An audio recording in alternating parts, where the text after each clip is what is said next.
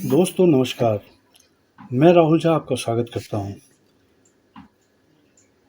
आज हम बात करेंगे कि इनकम टैक्स जो फाइलिंग करते हैं वो कैसे करें और किन को करना है, उसमें क्या ज़रूरी है, अगर नहीं करते हैं तो उसमें क्या उसका अंजाम हो सकता है। तो इन सब मुद्दों पे आज हम बात करेंगे, तो चलिए शुरू करते हैं। जैसा कि आप जानते हैं कि अगर आप भारत के नागरिक हैं और आपकी कोई इनकम है, किसी भी तरह की इनकम हो, तो आपको इनकम टैक्स फाइलिंग करना ज़रूरी होगा। अगर ये कुछ बातें होती हैं, इनकम इतना है या इस तरह की कोई बात अगर है, तो आपका इनकम टैक्स फाइलिंग करना बहुत ज़रूरी है। कई बार आप ऐसा सोचते हैं कि मेरी इनकम अगर 2.5 लाख से कम है तो मैं इनकम टैक्स फाइल नहीं करूँगा, या आपको लगता है कि मेरा कोई इनकम नहीं है, मेरे पास नौकरी नहीं है, कुछ नहीं है, तो मैं इनकम टैक्स फाइलिंग नहीं करूँगा। पर ऐसा नहीं है।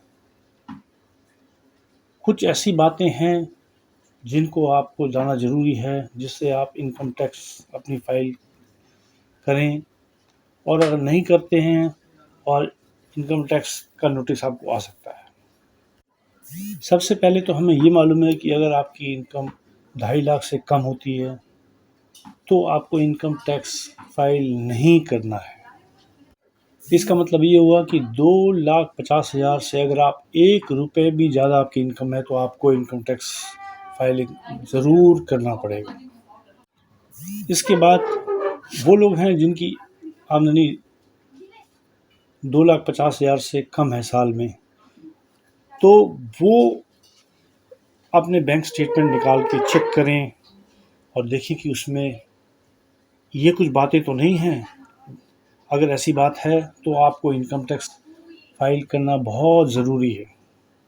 अब ये पहले जानना ज़रूरी है कि अभी जो आप इनकम टैक्स फाइल करेंगे 31 जुलाई तक, जिसका लास्ट डेट है, वो आपका जाएगा असेसमेंट ईयर 2024-2025 में। इस फाइलिंग का ड्यूरेशन जो होगा वो होगा 1 अप्रैल 2023 से लेके 31 मार्च 2024। मतलब पूरा साल 1 अप्रैल से शुरू और 31 मार्च को ख़त्म। इस ड्यूरेशन में जो भी आपका ट्रांजैक्शन हुआ है या जो भी आपने काम किया है, उसी के बारे में इनकम टैक्स फाइलिंग होगी, जिसका लास्ट डेट है 31 जुलाई 2024। अब इसमें एक बात और बहुत ज़रूरी है कि अगर आपका सेविंग बैंक अकाउंट है और करंट अकाउंट भी है आपका, तो दोनों की स्टेटमेंट इस ड्यूरेशन की, जो 1 अप्रैल 2023 से लेके 31 मार्च 2024 तक है, उसको निकालना आपको पहले पड़ेगा। अब आप उसमें ये चेक करें कि आपके सेविंग बैंक अकाउंट में कितने पैसे सारे साल में जमा हुए। जो कुल पैसा जमा हुआ है उसका जो लिमिट गवर्नमेंट ने दिया है वो है 50 लाख। इसका मतलब सारे साल में अगर आपके अकाउंट में आप चेक करें 50 लाख रुपए से कम जमा है तब तो ठीक है। अगर 50 लाख रुपए से ज़्यादा जमा हुआ है तो आपको आईटीआर फाइल करना बहुत ज़रूरी है। आजकल जैसे ऑनलाइन पेमेंट का ज़माना है, तो ऐसे में कई बार ऐसा होता है कि आप कोई आपके अकाउंट में पे कर देता है, आप दूसरे को उसको पास ऑन कर देते हैं, पेमेंट कर देते हैं। इस तरह से आपके ट्रांजैक्शन बढ़ते रहते हैं। इसलिए आपको ये देखना ज़रूरी है कि कुल मिला के कितने पैसे आपके अकाउंट में आए पूरे साल में। तो ये तो लिमिट थी सेविंग बैंक अकाउंट की। अब हम करंट अकाउंट का देखते हैं। मान लीजिए आपके एक करंट अकाउंट है या 2 है या जितना भी है, सब करंट अकाउंट में आप चेक करें टोटल ट्रांजैक्शन कितने का हुआ है। उस ट्रांजैक्शन की लिमिट गवर्नमेंट ने 1 करोड़ रुपए फिक्स की है। अगर उससे ज़्यादा ट्रांजैक्शन हुआ है सब मिला के, तो आपको आईटीआर फाइल करना ज़रूरी है। अब कई लोग कहेंगे कि मेरा ट्रांज़ैक्शन तो चलो 1 करोड़ से ज़्यादा हो गया, पर मेरे को फ़ायदा तो हुआ नहीं, प्रॉफ़िट आया नहीं, तो मैं जो आईटीआर फ़ाइल नहीं करूँगा। पर ऐसा नहीं है।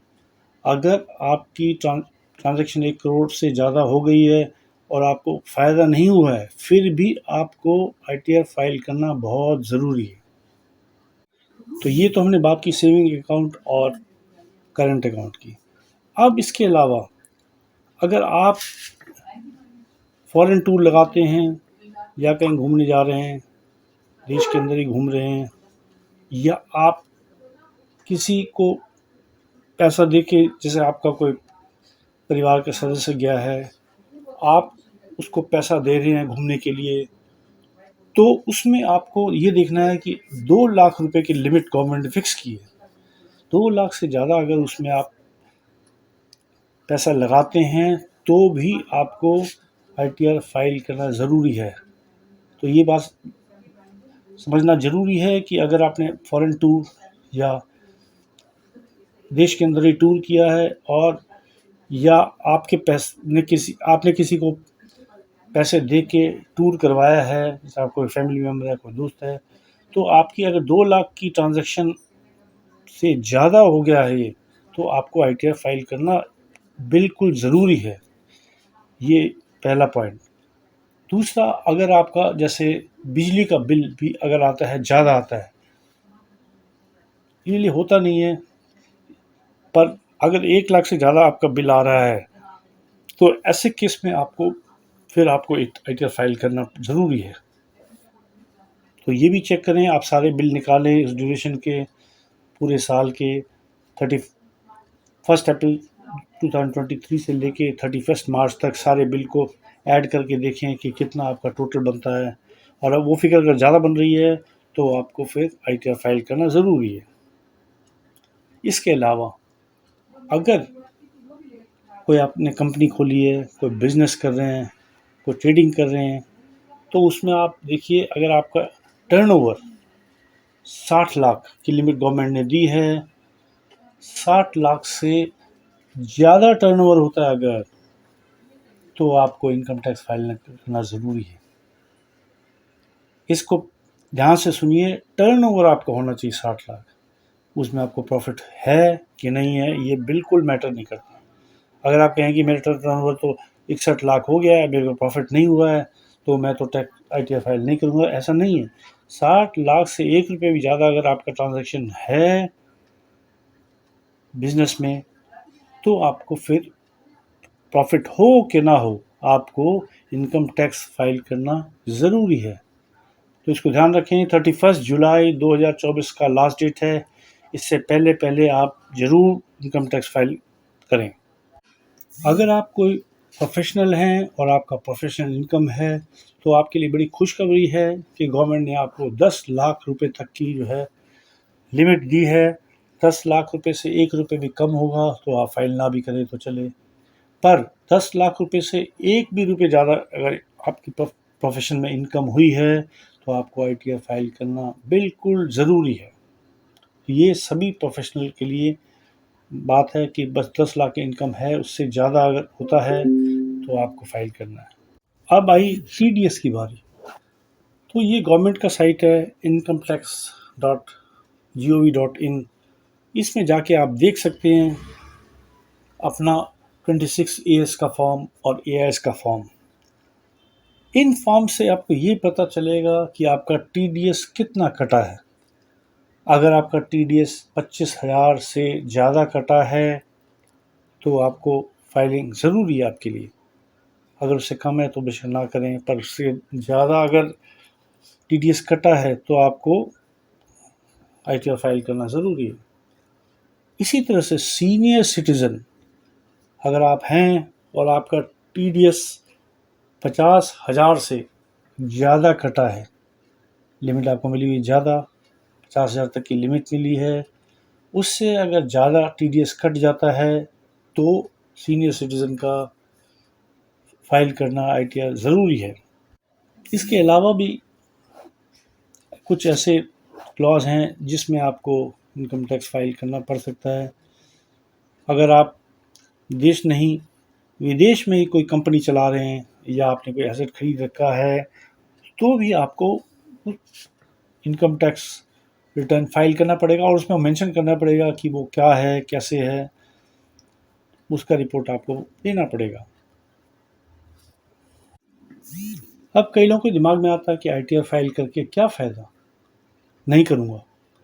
पर आप ध्यान से सोचिए कि ये आपको बहुत फ़ायदेमंद साबित हो सकता है कई बारी। जैसे कि पिछले 8 साल में अगर आपने कोई लॉस किया है, बिज़नेस में लॉस किया है, तो उसको आप कैरी फॉरवर्ड कर सकते हैं। जैसे इस साल आप मान लीजिए पिछले साल 8 साल में आपको 50 लाख का लॉस हुआ टोटल मिला के, और इस साल आप 50 लाख की आमदनी आपकी हो गई, तो आपकी देनदारी इनकम टैक्स की ज़ीरो बन जाएगी, क्योंकि आप ये 50 लाख का प्रॉफिट जो है वो 8 साल पुराना जो आपका लॉस था 50 लाख का, उसके अगेंस्ट सेट ऑफ कर सकते हैं। तो यानी अगर देखेंगे तो 50 लाख का लॉस और इस साल का 50 साल का प्रॉफिट मिला के आपका जो प्रॉफिट होगा वो ज़ीरो होगा। इसका मतलब आपकी इनकम टैक्स देनदारी बिल्कुल ज़ीरो हो जाएगी। तो आप ये सोचेंगे 50 लाख का मेरी आमदनी हुई है, फिर भी मुझे टैक्स बिल्कुल नहीं करना पड़ रहा है।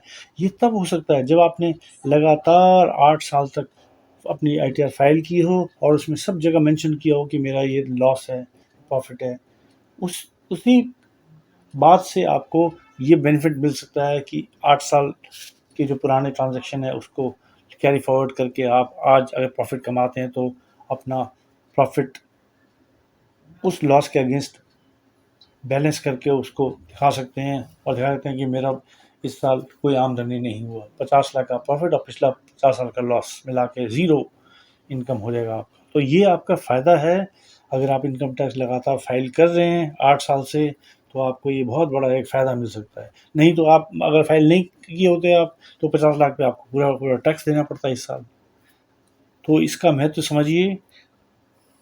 अब ये बात जानना भी ज़रूरी है कि अगर आप इनकम टैक्स लगातार फाइल कर रहे हैं तो आजकल कहीं भी आप जाएंगे, कहीं जैसे आप लोन लेने जाएं या कई और काम ऐसे करेंगे, तो उसमें आपको बोलेगा कि भाई पिछले 3 साल का या 4 साल का आप अपना इनकम टैक्स फाइलिंग का रिकॉर्ड दीजिए। तो ऐसे में आपको बड़ा फ़ायदा हो सकता है, अगर आपने फाइलिंग की है तो आपका काम आसानी के साथ बन जाएगा। नहीं तो फिर अ, उस काम में लोन मिलने में या कोई और काम करने में आपको दिक्कत आ सकती है। अब एक और महत्वपूर्ण पॉइंट है कि सेक्शन 194 इनकम टैक्स का 1961 का, वो कहता है कि सीनियर सिटीजन जो 75 ईयर्स ओल्ड हैं या उससे ज़्यादा हैं, वो जो है उनको इनकम टैक्स फाइल नहीं करना पड़ेगा। उसमें कुछ क्राइटेरिया हैं, अगर वो उसको उनके लिए वैलिड है तो वो फाइल ना करें। ऐसा करके पॉइंट है। वो क्या क्राइटेरिया है वो, इसमें ये एक क्लॉज रहेगा कि उनकी जो आमदनी है सिर्फ पेंशन से आई है अगर, तब उनको कोई टैक्स रिटर्न फाइल नहीं करना पड़ेगा, और उसके अलावा कोई इनकम है तो फिर फाइलिंग करना पड़ सकता है। तो इन पॉइंट को हम समराइज़ करते हैं। सीनियर सिटीज़न जो हैं उनको इनकम टैक्स रिटर्न फाइल करने की ज़रूरत नहीं है अगर उनका एज 75 ईयर्स और ज़्यादा है।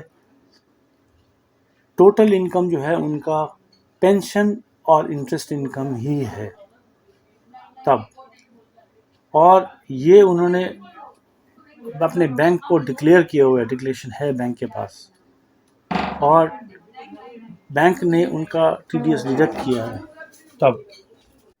तो ये हमने आपको आज कुछ पॉइंट्स बताए इनकम टैक्स रिटर्न फाइलिंग के लिए। इसके अलावा भी कुछ पॉइंट हो सकते हैं, पर हमने कोशिश की है कि ज़्यादा से ज़्यादा पॉइंट आपको हम बताएं, और ये बहुत ज़रूरी है आप इसको चेक करें और इनकम टैक्स फाइल करें, जिसका लास्ट डेट है 31 जुलाई 2024। धन्यवाद।